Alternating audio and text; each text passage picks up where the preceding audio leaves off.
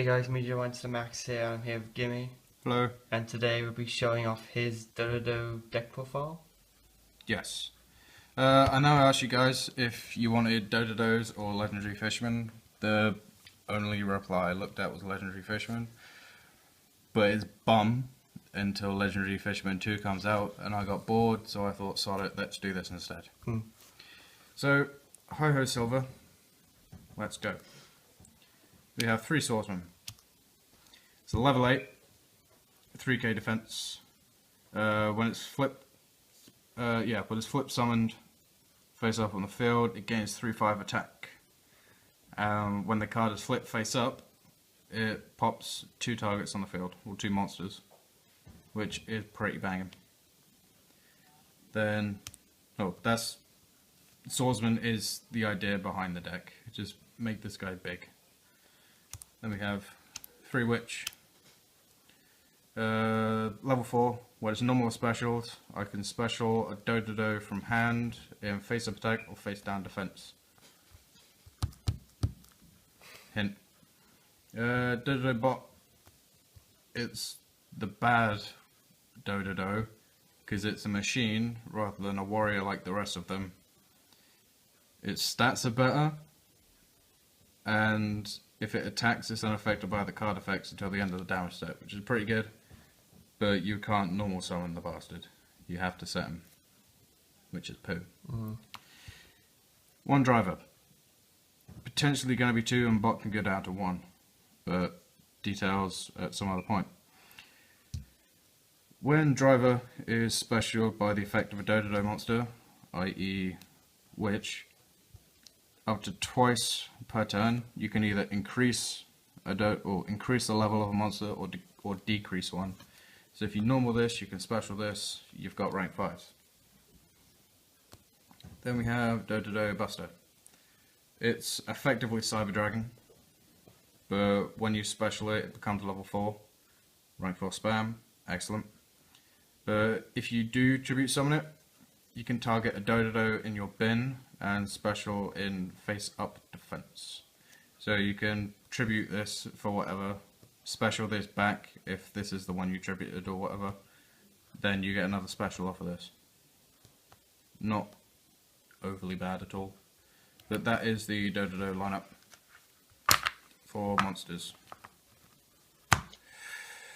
Other monsters we have in the deck are 2 Dust Knights, which are, well, when it's flipped, it's a foolish for an earth monster. So you can stick Swordsman and bin, which is the main thing you do, and then use trap cards to bring it back and such. Warrior Lady of the Wasteland, I run at 3 because it's effectively a giant rat that you can search off of Rotor if you need to. I'm okay with that. Then you have 3 of this guy. Dragonox, the Empowered Warrior. Most people here have looked at it and go, oh okay, it's in the deck because you can set it in the scale and a monster declares its attack, pop it, and the battle phase. It's not the reason at all. It's the monster effect, because once per turn you can discard a card, then target a warrior or a spellcaster with 2000 or less attack in the grave.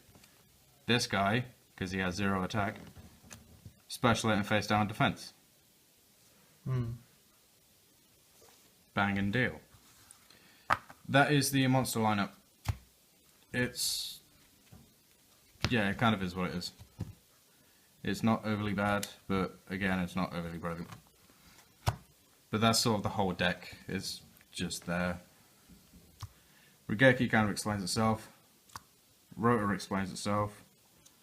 I run 2 warrior returnings, because I go into exes a lot in the deck. So getting the witches back to hand is it's quite an important piece, because witch lets me go into the rank 4s a lot easier because it's specials. And I have 2 Magnum Shield. You can only equip it to a warrior type, which obviously means DoDoDo bot is bum because it's not a warrior. But if it's in attack position, you gain you gain attack equal to its original defense. So if you stick it on Swordsman, it then becomes a 6/5 guy that's just pop 2 guys when you flip it. Pretty good. I'll keep you down there for reference. Whilst it's in defense, it gains defense equal to the original attack. So if I switch it to defense, it's still 3k. Then I have 3 DoDoDo draws, which is send a DoDoDo from your hand or face up on the field, and draw 2 cards. Because drawing cards is good. It's always good. Then we have the trademark card of the current moment of 3 Psychic Blade, because Psychic Blade is a brilliant card. If you stick it on this, with Magnum Shield as well, that's an 8/5 guy. That is very scary. I'm pretty sure I witnessed this once. Yeah. I probably lost that game, because this deck doesn't win much at all. Because it's a remarkably spell heavy deck. And a lot of the time I just see the spells, because there's quite a lot of traps in it too. It's not very consistent at all, but if it does go off, it's a laugh. And I find it funny. Last spell is Lucky Iron Axe, because I thought a lot of the current game is destroying stuff with effects. So if they decided to, just to take Swordsman down, or whatever I equip it to, down by 500, I draw a card, which is good. I put it in there because I found my ulti one. I was like, solid. Other than that, I'd be running 3 Magnum Shield instead. But Lucky Iron Axe is better. Because, like, worst comes to worst, if I don't have a guy, I can set it as a bait. And most people will try and get rid of all the spells and traps before attacking, just in case you have like a Quaking or something like that. Yeah. So it's a nice draw. Nice draw. These can go over there now. Then we have traps, which we have a fair amount of. Feel like savage playing this deck. 3 Burst Your Birth. A lot of the time it's played in Prediction Princess because they're a flip summon deck. But you can pay 2,000 life points to target 1 monster in your graveyard, special it, and face down defense. So you special this guy. Then you flip him. And you blow 2 cards up. And you have 3/5 attack. And then you swing at stuff. If you haven't noticed, that's kind of half the point in the deck. Then we have 2 Guard Goes. If a Gargaga, DoDoDo, and or Go-Go-Go monster, or monsters, you control is destroyed by battle or by card effect and sent to the graveyard, you can target one of the monsters that were sent there and special it. Then you can special summon up to 2 Gargaga, DoDoDo, or Go-Go-Go monsters from your hand in defense. So if I summon a guy, say Witch, and they go TT, I go bum, oh wait, I have guard on the field, flip guard, bring back Witch, then special summon 2 other ones, then I get a special off a Witch too. So I effectively plus if my guys are destroyed. Plus if I'm in a really bad pinch, if they beat over the swordsman while he's face down, granted when he flips he's going to blow up 2 cards, but if I then hit guard go once he gets destroyed, I can special him back, as well as again 2 others from hand. So hype. 2 of the normal Mirror Force, because no one expects a normal Mirror Force. We really don't expect him to run normal Mirror Force, because everyone else is now running the regular. They're all running either Stormies or Quakings here. Yeah, so, oh, it's going to go back to my hand, or if it's going to get set down, nah, it's just going to get destroyed. We really should see it coming, but we just don't. Yeah, because every deck I play has to be a gimmick of some sort. One of these. Yay. Just wait till September when Legendary Fisherman 2 is released. When Legendary Fisherman 2 and like my Sea Stealth attack. Yeah, your and trap and the new spell, which is kind of bum. you'll run it anyway, won't you? They'll probably run it at 2 just in case. Oh, I can't wait for that profile. It'll be good. It's gonna be banter and all that. Always banter, Ryan. Oh, imagine Always. the duel. I'll be pretty hyped for that. Yeah. TT, cause staple. Board wipe thing. Warning, cause staple. Negation of the thing. Then, bam, try and guess. Love this card. Almost as much as I love Psychic Blade. Oh. Now,